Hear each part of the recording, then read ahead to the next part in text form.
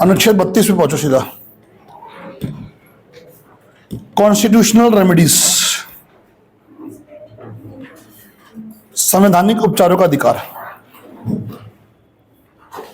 Constitutional remedies, संवैधानिक उपचारों का अधिकार।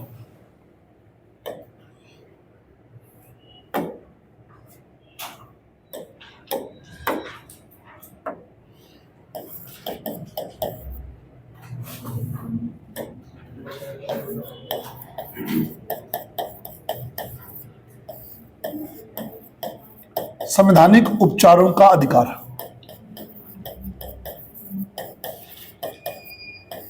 इंग्लिश में बोलते हैं कॉन्स्टिट्यूशनल रेमेडीज। कॉन्स्टिट्यूशनल रेमेडीज, संवैधानिक उपचारों के अधिकार में सबसे पहली बात, डॉक्टर अंबेडकर ने क्या बोला इसको? संविधान की आत्मा, सोल ऑफ कॉन्स्टिट्यूशन। चलिए पहले आत्मा में बात कर लेते हैं। आत्मा यानी कि सोल।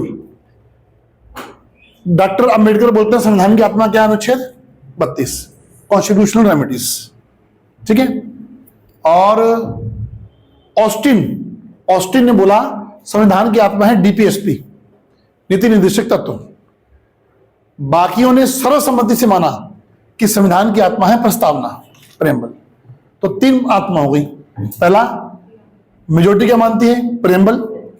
अंबेडकर किसे मानते हैं? 32। ऑस्टिन किसे मानते हैं? डीपीएसपी को। ठीक है। सोल ऑफ द कॉन्स्टिट्यूशन, संविधान की आत्मा। डॉक्टर अंबेडकर किसे बोलेंगे? अनुच्छेद 32। कॉन्स्टिट्यूशनल रेमेडीज, संवैधानिक उपचारों का अधिकार, या इसको हम क्या बोलते हैं? रिट शक्ति, रिट पावर। इसी को ही हम एक और शब्द में किस नाम से जानते हैं? रिट अधिकारिता। रिट अधिकारिता यानी कि रिट पावर। रिट पावर एक तो सुप्रीम कोर्ट की हो गई और एक किसकी हो गई? High court. ठीक है। आज थोड़ा समझ लें पहले। सुप्रीम कोर्ट की रिट शक्ति अनुच्छेद 32 में और हाई कोर्ट की रिट शक्ति अनुच्छेद 226 में। मौलिक अधिकारों के अंदर किसकी रिट शक्ति आ गई? मौलिक अधिकारों के अंदर किसकी है? सुप्रीम कोर्ट की। और हाई कोर्ट की मौलिक अधिकारों से बाहर है। Is it clear?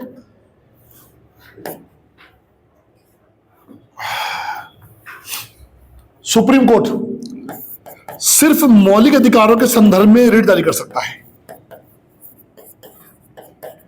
सिर्फ किसके संदर्भ में? मौलिक अधिकारों के संदर्भ में रिट जारी कर सकता है सुप्रीम कोर्ट। और हाई कोर्ट मौलिक अधिकार, कानूनी अधिकार और अन्य अधिकारों के मामले में भी रिट जारी कर सकता है। मतलब साफ है, सुप्रीम कोर्ट सुप्रीम है, लेकिन हाई कोर्ट रिट पावर में सुप्रीम कोर्ट से ऊपर है। हाई कोर्ट की रिट पावर अधिक है। सुप्रीम कोर्ट सिर्फ मौलिक अधिकारों के संदर्भ में रिट जारी कर सकता है। हाई कोर्ट मौलिक अधिकार, कानूनी अधिकार और अन्य अधिकारों के मामले में भी रिट जारी कर सकता है। Is it clear? जब आपातकाल लगेगा, इमरजेंसी, तो क्या मौलिक अधिकार निलंबित हो सकते हैं, सस्पेंड हो सकते हैं? किसको छोड़कर? 20 और 21 को। तो आपातकाल में ये सस्पेंड हो सकती है। आपातकाल में अनुच्छेद 32 निलंबित हो सकता है, सस्पेंड हो सकता है। लेकिन ये कौन से आर्टिकल में है? 226। आपातकाल में मौलिक अधिकार निलंबित होते हैं 12 से 35। पूरा संविधान निलंबित नहीं हो सकता। अगर आपातकाल लगा है तो रिट पावर किसकी खत्म हो जाएगी? Supreme court. किसकी बनी रहेगी? High court. आपातकाल में निलंबित नहीं, नो सस्पेंशन इन इमरजेंसी। आपातकाल में कोई निलंबन नहीं, नो सस्पेंशन इन इमरजेंसी। ठीक है, ये रीट पावर है। मौलिक अधिकारों के संदर्भ में सुप्रीम कोर्ट, मौलिक अधिकार, कानूनी अधिकार और अन्य सभी अधिकारों के संदर्भ में कौन आ गया आपका? High court. हो जाएगा। आप देखेंगे कौन कौन सी रीट है, कितनी रीट है? Very good. और तो छठी जोड़नी हो तो है आर्टिकल 139, संसद को अधिकार है कि संसद नई रीट जोड़ सकती है। 139, चलो लिखो, संवैधानिक उपचारों का अधिकार, कॉन्स्टिट्यूशनल रेमेडीज, अनुच्छेद 32, आर्टिकल 32। डॉक्टर अंबेडकर ने इसे संविधान की आत्मा कहा। डॉक्टर अंबेडकर ने इसे संविधान की आत्मा कहा। Soul of the constitution. Line change. Writ अधिकारिता, रीट शक्ति, रीट अधिकारिता, रीट शक्ति सर्वोच्च न्यायालय और उच्च न्यायालय में निहित हैं। सर्वोच्च न्यायालय और उच्च न्यायालय में निहित हैं। Writ power is under supreme court and high court. दो पार्ट में बांट लो, इस तरफ सुप्रीम कोर्ट की रीट पावर, इस तरफ हाई कोर्ट की रीट पावर। सुप्रीम कोर्ट में लिखो अनुच्छेद 32, आर्टिकल 32, अनुच्छेद 32, आर्टिकल 32। हाई कोर्ट में लिखो अनुच्छेद 226, आर्टिकल 226, अनुच्छेद 226, आर्टिकल 226, 226। ठीक है। सुप्रीम कोर्ट में लिखो मौलिक अधिकारों के संदर्भ में रीट जारी कर सकता है। Can issue a writ in fundamental right. मौलिक अधिकारों के संदर्भ में रिट जारी कर सकता है। Can issue a writ in fundamental rights.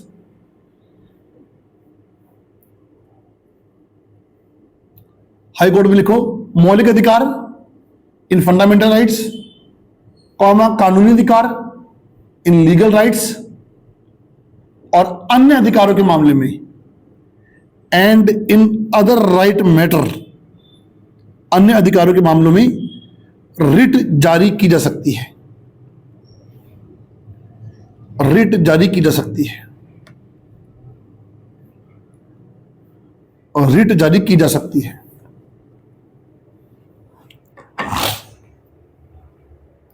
Writ जारी की जा सकती है। सुप्रीम कोर्ट में लिखो राष्ट्रीय आपातकाल के दौरान, ड्यूरिंग नेशनल इमरजेंसी, राष्ट्रीय आपातकाल के दौरान ड्यूरिंग नेशनल इमरजेंसी अनुच्छेद 32 निलंबित हो सकता है। Article 32 can be suspend. अनुच्छेद 32 निलंबित हो सकता है। Article 32 can be suspend, can be suspend. High court में लिखो आपातकाल के दौरान अनुच्छेद 226 निलंबित नहीं होगा। 226 विल नॉट सस्पेंड। 226 निलंबित नहीं होगा।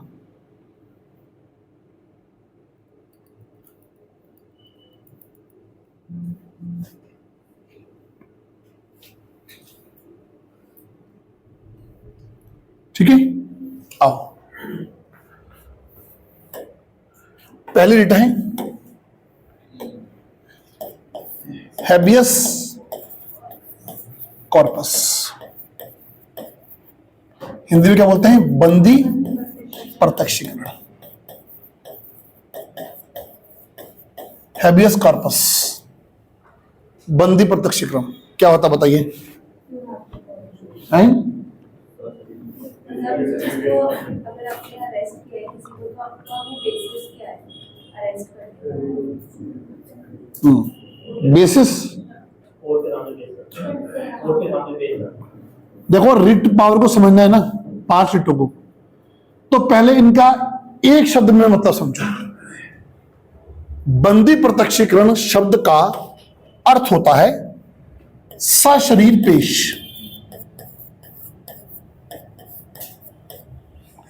या लिखेंगे सशरीर प्रस्तुत, present with whole body, with whole body या with complete body, with complete body.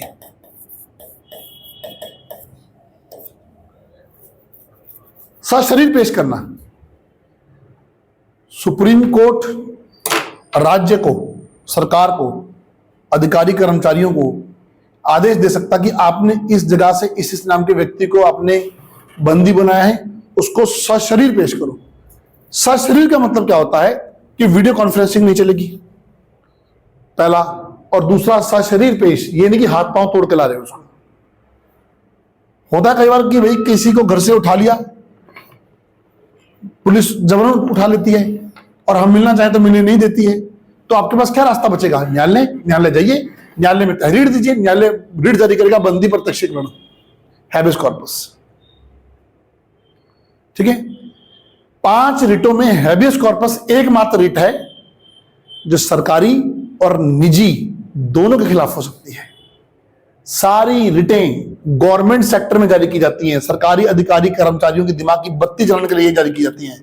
Habeas corpus ऐसी है जो प्राइवेट भी हो सकती है, हो सकता है कि प्राइवेटली किसी ने किसी को अरेस्ट कर लिया हो, मतलब नजरबंद कर दिया हो, तो उसके खिलाफ भी बंदी प्रत्यक्षीकरण जारी हो सकता है।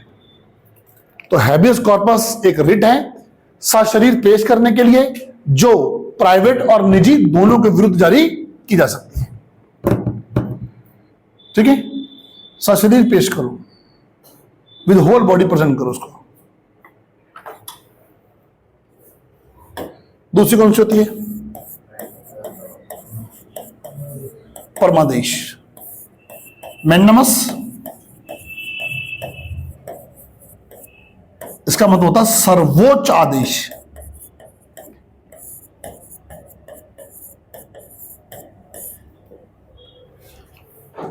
मतलब शब्द का मतलब समझो, मैंडमस, परमादेश, सर्वोच्च आदेश।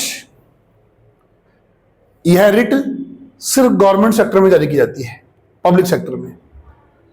जब कोई सरकारी अधिकारी या कर्मचारी अपने कर्तव्यों का निर्वहन नहीं करता, जिस चीज के लिए उसको सैलरी मिल रही है, जो उसको वो ड्यूटी नहीं कर रहा, और न्यायालय मामला जाए तो न्यायालय उसे परमादेश जारी करता है कि आप अपने कर्तव्यों का निर्वहन करें, अन्यथा मतलब आपको पता क्या क्या आ जाएगा वहां पे? दंड भी आ जाएंगे, नौकरी समाप्त होनी भी आ जाएगी, निलंबित भी आ जाएगा।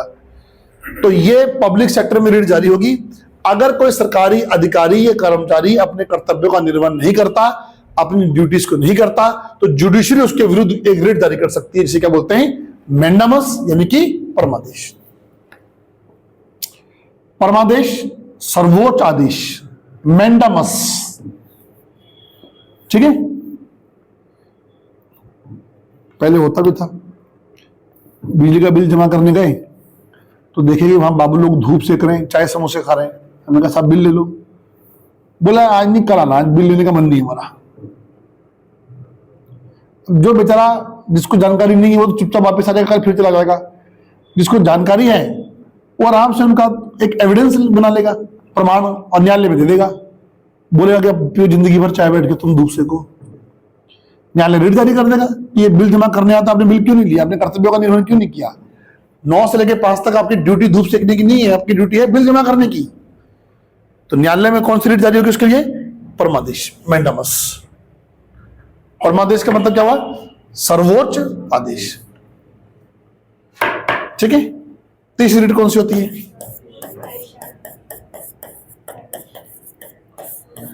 प्रोहिबिशन। और चौथी कौन सी होती है? सैल्यूटरी। ये दोनों एक साथ मैंने क्यों लिखी? क्योंकि दोनों सिर्फ ये जो दो रिट हैं, ये दोनों के दोनों रिट न्यायिक क्षेत्र से संबंधित हैं, जुडिशियल सेक्टर से संबंधित है। दोनों के दोनों रिट न्यायिक क्षेत्र से, इनका आम क्षेत्र से कोई लेना देना नहीं है। दोनों एक साथ पढ़ेंगे तो क्लियर होगा। प्रतिषेध। प्रतिषेध शब्द का मतलब है रोक दो, स्टॉप। उत्प्रेषण का मतलब क्या है? फॉरवर्ड, आगे बढ़ाओ। क्या है? प्रतिषेध का मतलब क्या है? रोक दो, स्टॉप। और उत्प्रेषण मतलब क्या है? ये दोनों को एक साथ पढ़ेंगे। अगर कोई न्यायालय, निम्न न्यायालय, कोई ऐसे मामले पर अपना फैसला दे रहा है या ऐसे मामले में कार्रवाई कर रहा है जो उसके अधिकार क्षेत्र में नहीं आता, अगर कोई न्यायालय, कोई जुडिशरी किसी ऐसे अधिकार क्षेत्र में काम कर रहा है या निर्णय दे रहा है जो उसके अधिकार क्षेत्र में नहीं आता, तो उससे ऊपर का न्यायालय उस नीचे के न्यायालय के लिए जारी करेगा प्रतिषेध, रोक दो कार्रवाई। कार्रवाई रोक दो। क्यों? क्योंकि मामला आपके अधिकार क्षेत्र में या हमारे अधिकार क्षेत्र में है। उत्प्रेषण, इसे आगे बढ़ाओ। तो पहले क्या करो? कार्रवाई रोक दो, और फिर क्या करो? आगे बढ़ाओ। ऐसी writ supreme court, high court भी जारी कर सकता है कि मामला आपके अधिकार क्षेत्र में नहीं है, हमारे में, इसको आगे बढ़ाओ। ऐसी रिट हाई कोर्ट अपने नीचे के कोर्ट के लिए जारी कर सकता है, डिस्ट्रिक्ट कोर्ट के लिए, कि मामला आपके अधिकार क्षेत्र में नहीं है, आप हमें आगे बढ़ाइए। तो प्रतिषेध और उत्प्रेषण दोनों रिट न्यायिक क्षेत्र से हैं। प्रतिषेध का मतलब क्या होगा? प्रोहिबिशन का, रोक दो। और उत्प्रेषण मतलब क्या होगा? आगे बढ़ाओ। ये मामला आपके अधिकार क्षेत्र में नहीं है, आपके अधिकार क्षेत्र से बाहर का मामला है, इस मामले को आप हमें सौंपो, आगे बढ़ाओ। उत्प्रेषण, रोक दो, आपके अधिकार क्षेत्र में नहीं है। ठीक है? तो न्यायिक रिट कौन सी हो गई? दो। कौन कौन सी? क्लियर हो गया? दोनों को जोड़ के पढ़ेंगे एक साथ। प्रतिषेध मतलब रोक दो। क्यों रोक दो? आपके अधिकार क्षेत्र का मामला नहीं है। उत्प्रेषण, आगे बढ़ाओ, ये हमारे अधिकार क्षेत्र का है, ऊपर दो, हमें दो इस मामले को। ठीक है? जैसे सुप्रीम कोर्ट किसी मामले को अपने पास बुला लेता है और वो हाई कोर्ट का मामला होता है, तो उस पर भी प्रतिषेध लगेगा सर?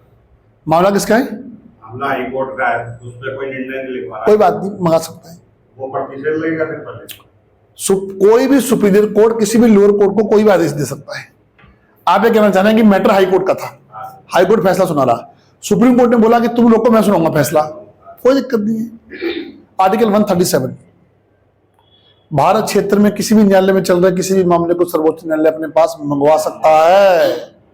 उसे बोलते हैं विशेषाधिकार अपील, स्पेशल प्रिविलेज अपील। ये राइट है, क्योंकि Indian supreme court is a federal court. ठीक है? आपके सवाल को और अच्छा कर दूं मैं आगे। भारतीय सर्वोच्च न्यायालय एक संघीय न्यायालय है। संघीय न्यायालय का मतलब क्या है कि पूरे भारत के लिए, पूरे भारत के किसी भी कानून को, किसी भी चीज को आप सुप्रीम कोर्ट में चैलेंज कर सकते हैं। भारत में एकीकृत न्याय व्यवस्था है। एकीकृत का मतलब क्या होता है? Unitary form of judiciary. Unitary का मतलब क्या होता है? सुप्रीम कोर्ट सुप्रीम है, सुप्रीम कोर्ट के अंडर में क्या आते हैं? हाई कोर्ट्स, और हाई कोर्ट्स के अंडर में क्या आते हैं? District courts. उनको छोड़ो, इन दो में आओ। सुप्रीम कोर्ट के अंडर में क्या आते हैं? High court. अमेरिका में दोहरी जुडिशियल सिस्टम है। दोहरा कैसे? अगर मामला अमेरिका में राज्य का होता, यानी कि मामला राज्य सूची से संबंधित है, स्टेट लिस्ट से संबंधित है, तो उस मामले के लिए सुप्रीम हाई कोर्ट होगा। सुप्रीम कौन होगा?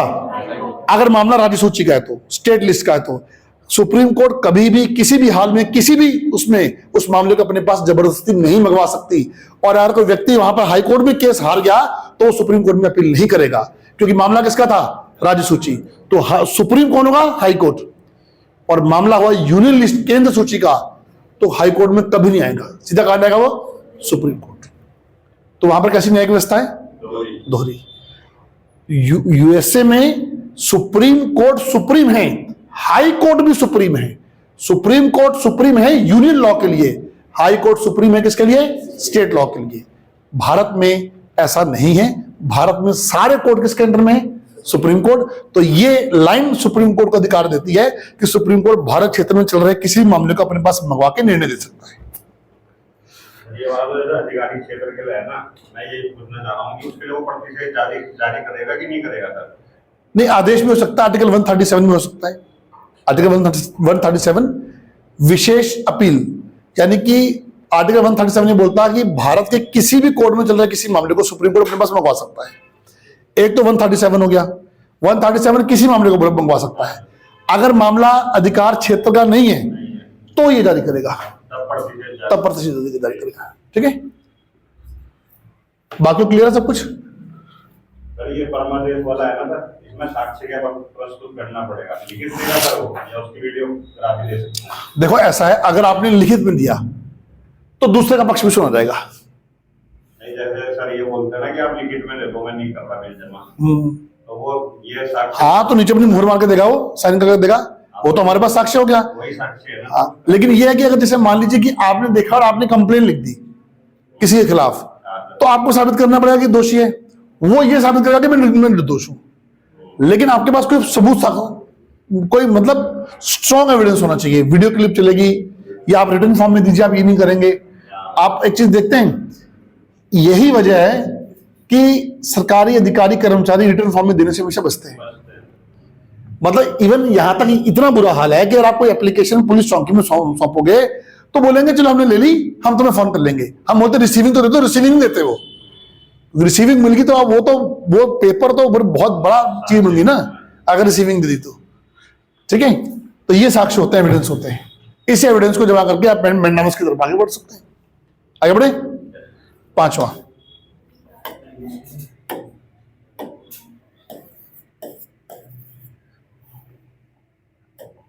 क्यू वारंट 2, अधिकार परीक्षा। क्यू वारंट 2, अधिकार परीक्षा क्या होता है बताइए? हैं?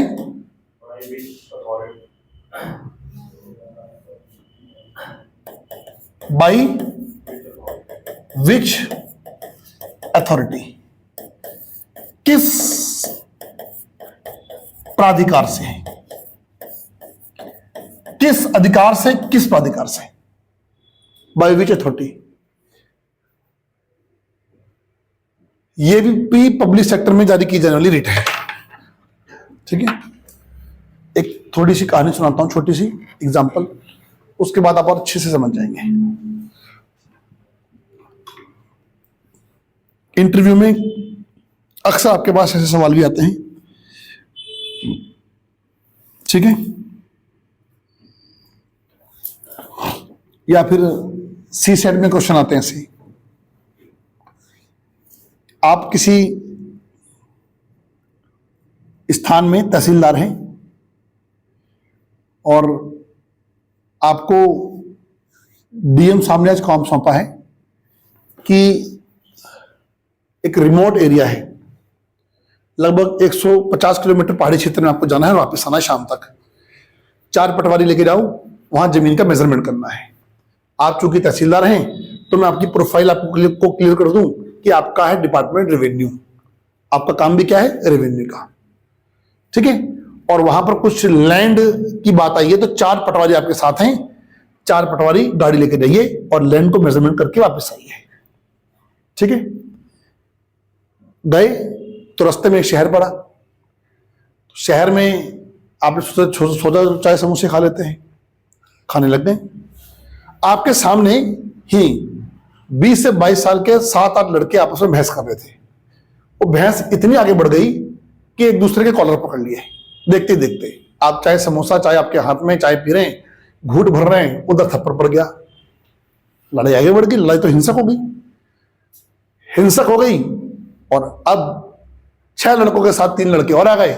ये तो डंडे डुंडे सब लेके आ गए, वहां तो कोहराम मचा दिया उन्होंने, मचने वाला है और भी जल्दी होने वाला है। आप चूंकि एक जिम्मेदार नागरिक हैं और आप जानते हैं कि ये बच्चे हैं, युवा हैं, गलत कर रहे हैं, तो इनको सिखाना है हमने। आपने जाकर उनको समझाया बुझाया, वो आपकी नहीं सुने, आप सभी अभद्रता की, क्योंकि आपके चेहरे पर नहीं लिखा कि आप तहसीलदार हैं। उनको लगा कि ये कुछ चाय पीने वाला ही होगा यहाँ पे। अब आपको निकलना भी है, आपको आगे निकलना भी है, क्योंकि रिमोट एरिया तक आपको जाना है। क्या करेंगे? और शाम तक वापसी भी करनी है। पहला विकल्प तो मैंने आपका खत्म कर दिया पहले ही, समझाना बुझाना, समझा बुझा लिया आपने उनको।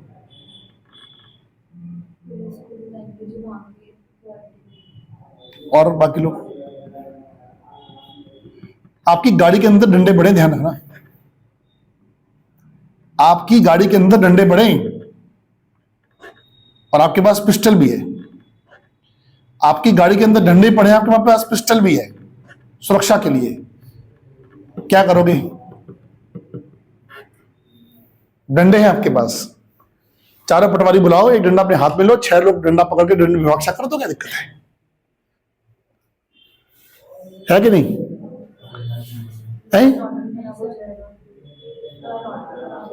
लॉ एंड ऑर्डर क्या? लॉ एंड ऑर्डर तो वो खराब कर रहे हैं जो 8-9 लड़के हैं, लड़ रहे हैं आपस में, डंडे चल रहे हैं, किसी दुकान पे जा रहा है, कोई किसी दुकान पे जा रहा है, किसी दुकान का नुकसान कर रहा है, कभी कुछ कर रहा है, कभी कुछ कर रहा है।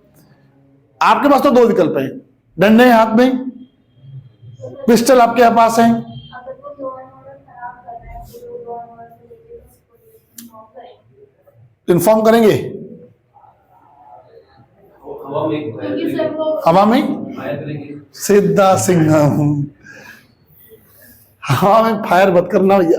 उसका जवाब हवा में फायर तब करना जब वो आपकी जान को खतरा डालें, आपको लगे कि मेरी तरफ बढ़ चुके हैं, मुझे मार सकते हैं, तो पहली वार्निंग हवा में फायर, ठीक है, ऐसा हो।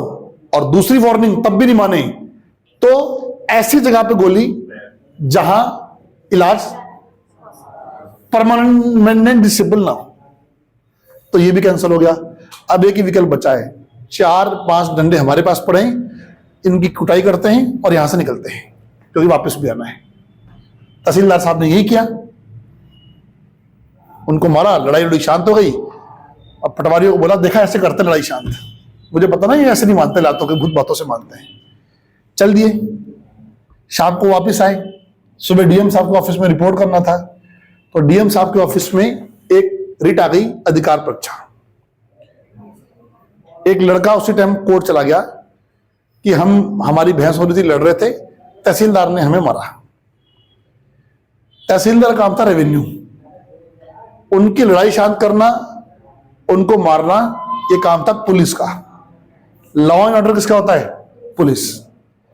अब न्यायालय उस तहसीलदार से प्रश्न करेगा कि आपका काम तो रेवेन्यू का था, आपने किस अधिकार से अपने अधिकार क्षेत्र से बाहर जाके इनको मारा? मारना, दंडित करना, law and order is not your work, your work is revenue. ये काम किसका था? पुलिस का।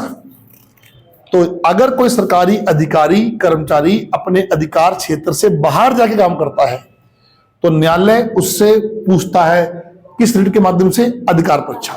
किस प्राधिकार से आपने इस काम को किया है? ये आपके अधिकार क्षेत्र में तो आता नहीं है। अरे बात समझे? पानी का बिल जमा नहीं किया था, गुस्सा कर गया, वो आ गया जेई घर पे, बहस हो गई, पानी का कनेक्शन काट गया, कोई बात नहीं, आपका अधिकार है। बोला नहीं, तुझे सबक और सिखाता हूं, जा बिजली कनेक्शन भी काटता हूं मैं तेरा। बिजली कनेक्शन भी काट दिया, अब फंस गया वो। पानी कनेक्शन काट सकते हैं, वो आपका अपराधिकार है, बिजली कनेक्शन आप भी काट सकते हैं। अधिकार परीक्षा, किस अधिकार से आपने ये काम किया? अरे बातें समझ रहे हो? कोई सरकारी अधिकारी कर्मचारी अधिकार क्षेत्र से बाहर जाके काम करता है तो कौन सी रीट जारी होती है? अभी ये 2012-13 के आसपास की बात है कि एक मोस्ट वांटेड यूपी का सहारनपुर पहुंच गया और उसको पकड़ने यूपी की पुलिस स्पेशल टास्क फोर्स आ गई। उसको पता लगा कि मैं जाने वाला हूं, वो सहारनपुर से ऊपर भाग आया और मोहन के जंगल में पहुंच गया। पुलिस पीछा कर रही है उसकी, पीछा करते करते आ गई, डांट काली के आसपास वो पकड़ा गया, उस गोलियों से भून दिया गया। और यहां गोलियां चल गई, मर्डर हो गया, और हमें तो पता ही नहीं है, हमारी देहरादून पुलिस को पता ही नहीं, बाद में पता चली बात। अब देहरादून पुलिस चाहती है, एसएसपी चाहता तो ये रिट जारी करवा सकता था कि देहरादून के क्षेत्र में आपने किसी को गोली मारी है। यूपी पुलिस का एरिया वहीं तक है जहां तक यूपी का बॉर्डर है, आपने गोली कहां मारी, किस प्राधिकार से, वो बात अलग थी कि दोनों एसएसपी आपस में बात कर ली थी, कोऑर्डिनेशन बन गया था, ठीक है, मामला नहीं उठा, नहीं तो रिट जारी हो सकती थी, किस प्राधिकार से आप ये काम कर रहे हैं। अधिकार क्षेत्र से बाहर नहीं आना, आपका अधिकार क्षेत्र यूपी है तो यूपी, ये नहीं कि आप आके देहरादून के बीच चौराहे में किसी को मार दोगे। देहरादून का एसएसपी नहीं कि सहारनपुर में जाके सब कर देगा, अधिकार क्षेत्र है। तो जब कोई अधिकारी अपने अधिकार क्षेत्र से बाहर जाके काम करेगा तो न्यायालय कौन सी रिट जारी करेगा, चालान काटने का अधिकारी जो वो है वो ट्रैफिक पुलिस को ही है, सिविल पुलिस ने आपका चालान काट दिया तो फिर ये motor vehicle act 1988 police general police को भी उसका अधिकार देती है, ट्रैफिक पुलिस बाद में आई है, पहले जनरल पुलिस को उसका अधिकार है। मोटर व्हीकल एक्ट 1988 के अंदर साफ मेंशन है, ठीक है। ट्रैफिक पुलिस चालान काट सकती है सिर्फ अगर आपने ट्रैफिक को बाधित किया, आपने ऊटपटांग गाड़ी लगा दी, नो पार्किंग में गाड़ी लगा दी। जनरल पुलिस इंश्योरेंस, हेलमेट वगैरह वगैरह इनमें चालान काटती है, इनमें ट्रैफिक पुलिस नहीं काटती है, ठीक है।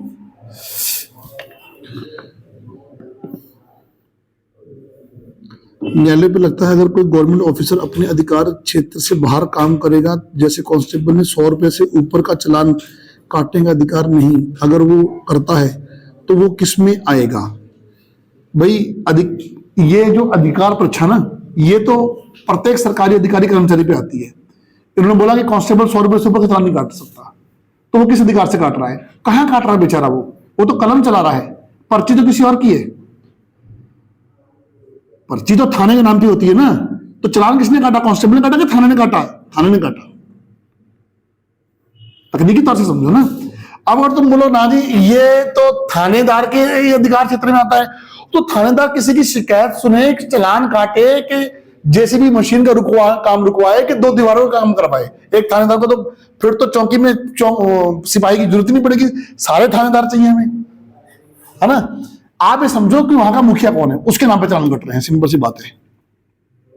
यदि एक दिन के लिए किसी को कार्यभार सौंपा हुआ, उसने कोई निर्णय लिया, अगले दिन वो हट गया, दूसरा आ गया, उसको मतलब जो अफसर था वो आ गया, तो सर वो अधिकार पेक्षा कैसे जारी होगी, किस पे जारी होगी सर, वो जिस पे कार्यभार था उस समय जो जिसने वो कार्य किया, जिसका उस समय का कार्य चल रहा था, उसी पे जारी होगी, जो उस समय अधिकारी था, ठीक है। और दूसरी एक और बात, आपको क्वेश्चन और मॉडिफाई कर दूं, अगर किसी ने कोई निर्णय लिया तो सबके निर्णयों को कोर्ट में चैलेंज कर सकते हैं, निरस्त कर सकते हैं, रीपील कर सकते हैं।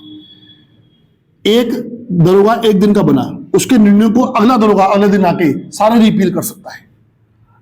रीपील नहीं हो सकते सिर्फ 2 के निर्णय, एक राष्ट्रपति और एक राज्यपाल।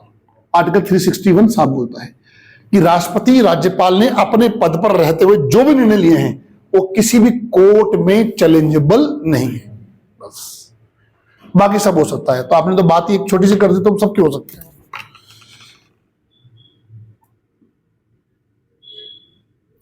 किसी के अगेंस्ट रिट जारी होती है तो उसे सजा क्या मिलती है, सीधी सजा नहीं मिलती है।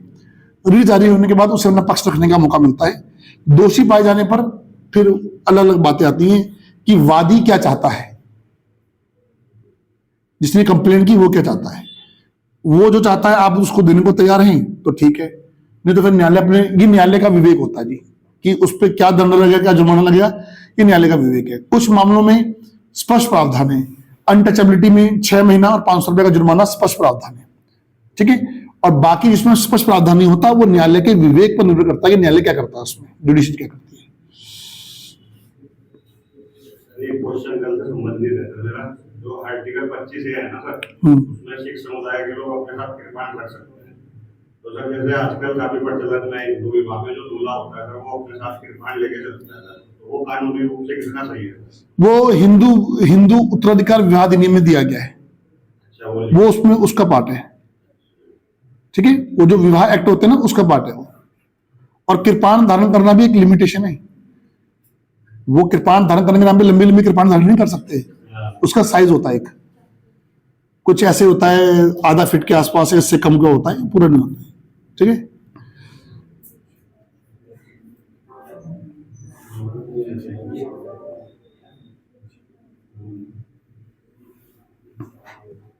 अब यार ये तो मामला पुलिस का हो गया ना। ये एक सवाल पूछ रहे हैं कि जब एफआईआर करते हैं तो बोलते हैं कि इस थाने का मामला, उस थाने का मामला, इसका मामला, उसका मामला। वो तो ऐसा ना कि देखो, वो तो विभाग, पुलिस विभाग अपने काम से बचना चाह रहा है।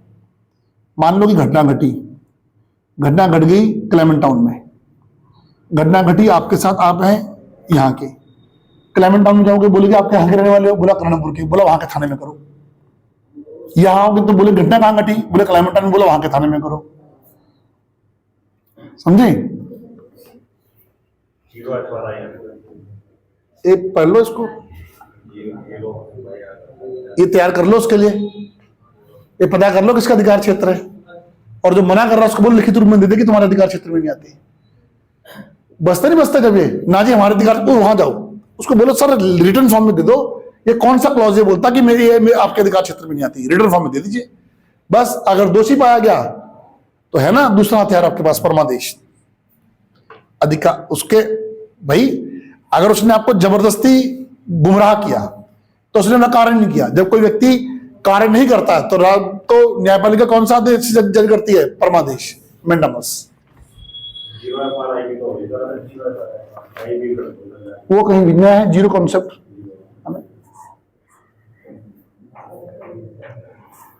चलो लिखो, बंदी प्रत्यक्षीकरण, हैबेस कॉर्पस। बंदी बनाए गए व्यक्ति को, बंदी बनाए गए व्यक्ति को सशरीर प्रस्तुत करना, बंदी बनाए गए व्यक्ति को सशरीर प्रस्तुत करना, presenting with the whole body a captured person, presenting with the whole body a captured person, a captured person। ठीक है, अगला पॉइंट लिखो, यह रिट सरकारी और प्राइवेट दोनों के विरुद्ध जारी की जा सकती है। सरकारी और प्राइवेट दोनों के विरुद्ध जारी की जा सकती है। आ writ can be in against of public and private both, public and private both। दूसरी आएगी प्रतिषेध, सॉरी पहले आओ परमादेश, मैंडामस। मैंडामस देखो, सर्वोच्च आदेश, सर्वोच्च आदेश। जब कोई सरकारी अधिकारी और कर्मचारी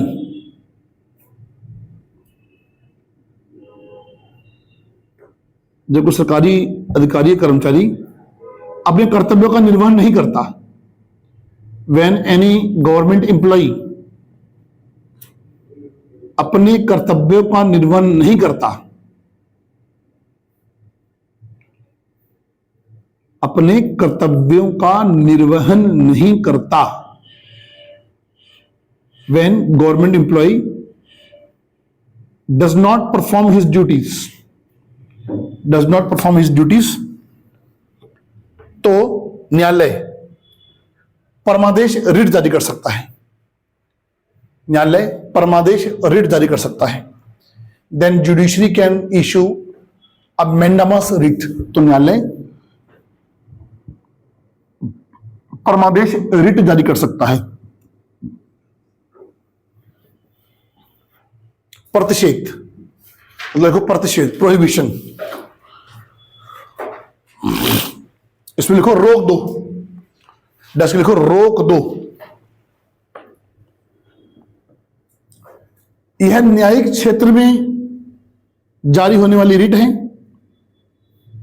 यह न्यायिक क्षेत्र में जारी होने वाली रिट है, और writ related to judicial sector. यह न्यायिक क्षेत्र में जारी होने वाली रिट है फुल स्टॉप। यदि कोई न्यायालय किसी ऐसे मामले पर सुनवाई कर रहा होता है, यदि कोई न्यायालय किसी ऐसे मामले पर सुनवाई कर रहा होता है, यदि कोई न्यायालय किसी ऐसे मामले पर सुनवाई कर रहा होता है, if a court hearing such a case, hearing such a case, किसी ऐसे मामले की सुनवाई कर रहा होता है जो उसके अधिकार क्षेत्र से बाहर है, which is beyond his jurisdiction, which is beyond his jurisdiction, जो उसके अधिकार क्षेत्र से बाहर है, तो अपर न्यायालय निम्न न्यायालय को, अपर न्यायालय निम्न न्यायालय को प्रतिषेध ऋण जारी करता है। Then upper court issue prohibition writ to lower court, prohibition writ to lower court, तो अपर न्यायालय लोअर न्यायालय को प्रतिषेध रिट जारी करता है, प्रतिषेध रिट जारी करता है। अगला लिखो उत्प्रेषण सैल्यूटरी, उत्प्रेषण सैल्यूटरी, इसको लिखो आगे बढ़ाना, आगे बढ़ाना, फॉरवर्ड, फॉरवर्ड आगे बढ़ाना, लिखो। यह भी न्यायिक क्षेत्र में जारी होती है, it also issue in judicial sector, यह भी न्यायिक क्षेत्र में जारी होती है।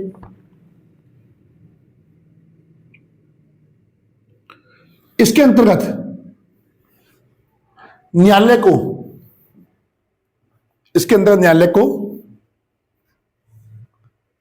रोके हुए मामले को अपर न्यायालय में भेजना होता है, रोके हुए मामले को अपर न्यायालय में भेजना होता है। A stopped case has to be sent to upper court, has to be sent to upper court।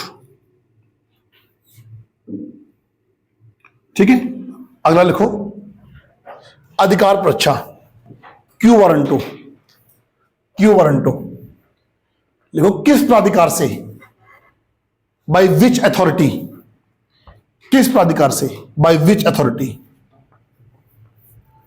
इसमें लिखो जब कोई सार्वजनिक पदाधिकारी, व्हेन एनी पब्लिक एम्प्लॉय, जब कोई सार्वजनिक पदाधिकारी अपने अधिकार क्षेत्र से बाहर कार्य करता है,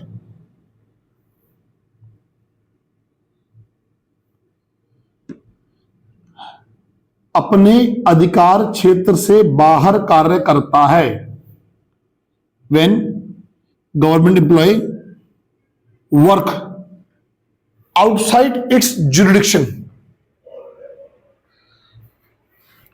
अधिकार क्षेत्र से बाहर करता है, कार्य करता है, तो न्यायालय अधिकार परीक्षा रिट जारी करता है, अधिकार परीक्षा रिट जारी करता है। Then judiciary will issue a quo warranto writ।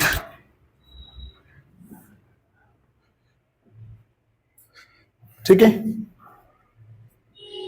जो उस समय क्लास में नहीं थे वो समझ लें, मैं समझा देता हूं।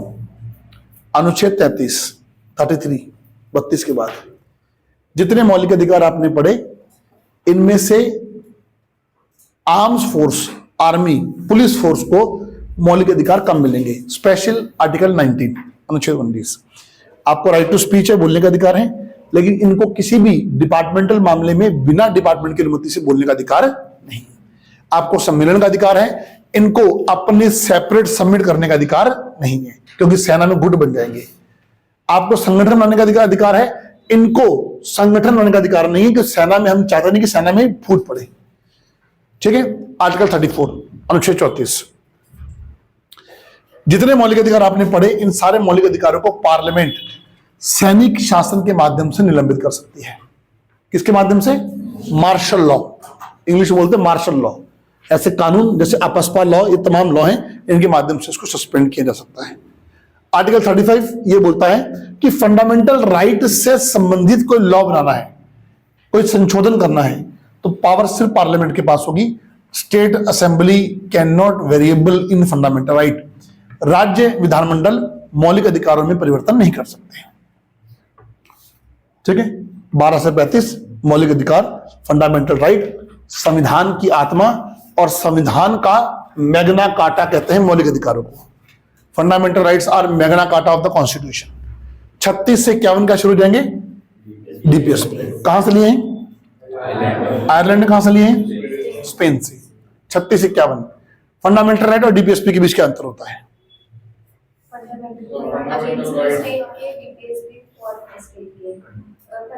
राइट के लिए कोर्ट में जा सकता है, पर डीपीएसपी को लेकर हम कोर्ट में नहीं जा सकते। डीपीएसपी इंस्ट्रक्शंस हैं स्टेट के लिए और फंडामेंटल राइट्स सिटीजंस के लिए। और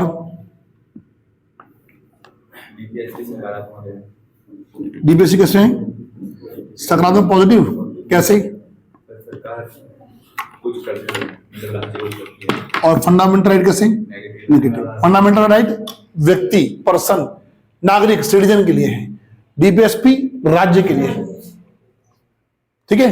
फंडामेंटल राइट राज्य को प्रतिबंधित करते हैं, निर्बंधन लगाते हैं, और डीपीएसपी राज्य को कुछ करने के लिए प्रमोट करते हैं। ठीक है। मौलिक अधिकार की प्रकृति नेगेटिव और दृष्टिकोण नकारात्मक, और इसका कैसे होगा डीपीएसपी का? पॉजिटिव। मौलिक अधिकार बाध्यकारी हैं। बाध्यकारी हैं तो उल्लंघन होने पर कोर्ट में चैलेंज भी कर सकते हैं और दंड का प्रावधान भी होगा।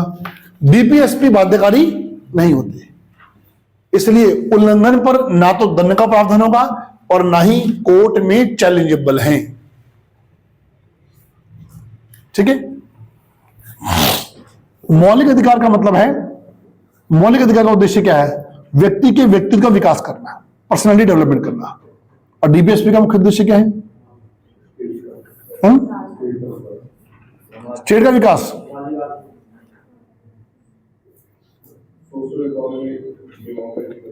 लोक कल्याणकारी राज्य की स्थापना करना, to establish welfare state. Article 38 में क्लियर लिखा गया है कि डीपीएसपी का मुख्य उद्देश्य लोक कल्याणकारी राज्य की स्थापना करना है।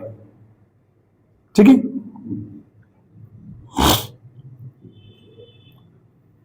फंडामेंटल राइट गारंटी है किसके प्रति? राज्य, समाज, सोसाइटी।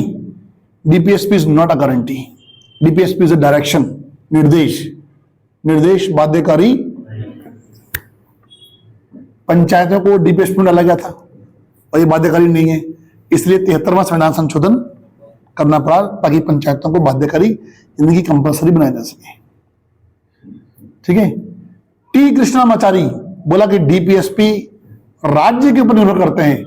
डीपीएसपी पूरे भारतीय संविधान के सच्चे कूड़ेदान हैं, true trash. Doctor Ambedkar, DPSP आर्थिक स्वतंत्रता है, इकोनॉमिकल लिबर्टी है। ऑस्टिन, डीपीएसपी संविधान की आत्मा है। ठीक है। एक और, डीपीएसपी एक ऐसा चेक है जिसकी डेट निकल गई है। This is a outdated check. DPSP की आलोचना ऐसे आती है। फंडामेंटल ड्यूटीज, कर्तव्य, कर्तव्य बाध्यकारी है। अच्छा, मतलब कर्तव्य मूल संविधान में कितने थे? कितने? नेगेटिव जी। 42 में संविधान संशोधन कितने जोड़े थे? और एक जोड़ेगा 86वें संविधान संशोधन के माध्यम से। कर्तव्य क्या है? बाध्यकारी नहीं है। बाध्यकारी नहीं है। बाध्यकारी है कि नहीं है? तो उल्लंघन पर दंड का प्रावधान भी नहीं होगा, तो न्यायालय में चैलेंजेबल भी नहीं होंगे, नहीं होंगे ना। कर्तव्य आपके नैतिक जीवन पर निर्भर करते हैं, मॉरल लाइफ पर। आपका नैतिक जीवन कैसा है? कर्तव्य क्या है? देश के प्रतीकों का सम्मान करना, देश के जो फोर फाइटर हैं उनका रिस्पेक्ट करना, ठीक है, ये आपके कर्तव्य ड्यूटीज दे रखी है। पर्यावरण का संरक्षण करना, और ड्यूटी बाध्यकारी नहीं है, बाध्यकारी नहीं है तो उल्लंघन में दंड का प्रावधान भी इसमें भी नहीं होगा। ये आपके मोरल लाइफ, नैतिक जीवन पर निर्भर करती है। और नैतिक जीवन, नैतिक गुरु कौन होता है? परिवार, फैमिली। ये अपने फैमिली से कितना कुछ सीखा। फाउंडेशन समिति की सिफारिश पर जोड़े गए थे, वर्मा कमेटी की सिफारिश पर यूनिवर्सिटी रिफॉर्म की बात हुई थी, और सुप्रीम कोर्ट में कुछ केस भी हुए जिसमें कर्तव्यों को बाध्यकारी बनाए जाने की बात की गई थी।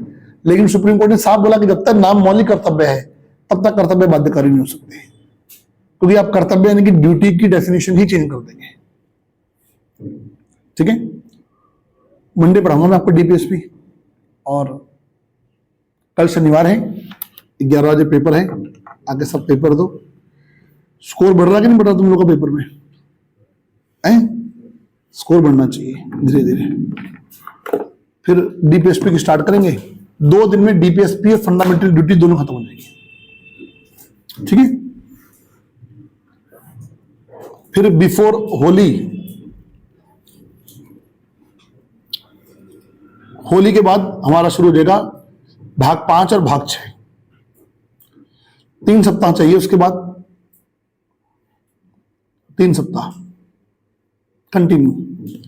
विधायिका, कार्यपालिका, न्यायपालिका, स्थानीय निकाय सब खत्म हो जाएगा आपका सिलेबस में। आपके सिलेबस में बहुत कुछ लिखा होगा, वो लिखा पता कैसे है? ना सर ना पाऊं। ठीक है, जो चीज डिस्कशन लिखनी चाहिए वहां नहीं लिखी है। एक बार मुझे पूरा करने दो, फिर एक दिन पूरे सिलेबस पे हाईलाइटर चलवा दूंगा, ये होगा कि नहीं होगा, ये होगा कि नहीं होगा। ठीक है, मुझे कराने दो एक बार पूरा सिलेबस।